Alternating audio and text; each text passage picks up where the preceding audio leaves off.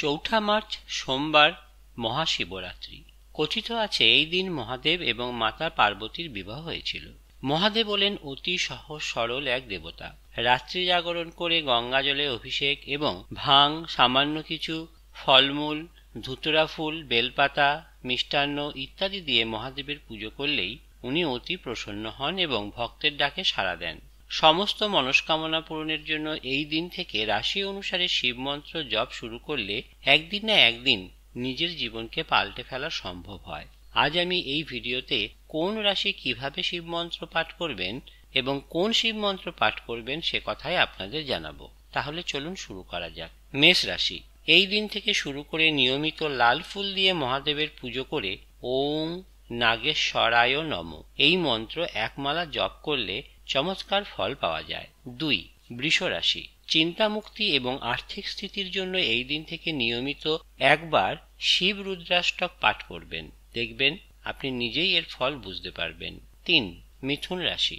আখের রস দ্বারা এই দিন মহাদেবের অভিষেক করে নিয়মিত 108 বার ওং নমঃ শিবায় মন্ত্র জপ করুন। 4. কর্কট রাশি।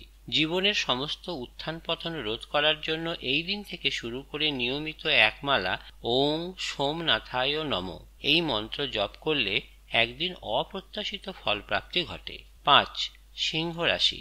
এই দিন মধু দ্বারা মহাদেবের অভিষেক করে পুজো করুন। এরপর নিয়মিত একমালা মহামৃত্যুঞ্জয় মন্ত্র জপ করুন। 6. কন্যা রাশি। এই দিন থেকে শুরু করে নিয়মিত গঙ্গাজল দ্বারা মহাদেবের অভিষেক করে ওং নমঃ শিবায় মন্ত্র জপ করুন, অতি শুভ ফল পাবেন। 7. তুলা রাশি। জীবনে বড় পরিবর্তন আনার জন্য নিয়মিত শিব শাস্ত্র নামাবলী পাঠ করবেন। 8. বৃশ্চিক রাশি। পঞ্চামৃত দ্বারা মহাদেবের অভিষেক করে নিয়মিত ওং শিব পার্বতেয় নমঃ এই মন্ত্র জপ করবেন। 9. ধনু রাশি। আপনারা সমস্ত কিছুই কন্যা রাশির মতো করে দেখুন, অতি শুভ ফল পাবেন। মকর রাশি।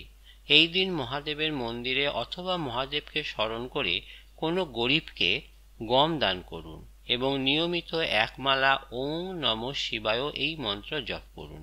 যদি আপনি এরই সাথে শিবলিঙ্গে গঙ্গা জল অভিষেক করে পুজো করেন তাহলে আরো শুভ ফল পাবেন। 11. কুম্ভ রাশি। নিয়মিত সকালে স্নান করে ওং নমঃ শিবায় মন্ত্র জপ করবেন, জীবনে চরম স্থিতি আসবে। 12. মীন রাশি।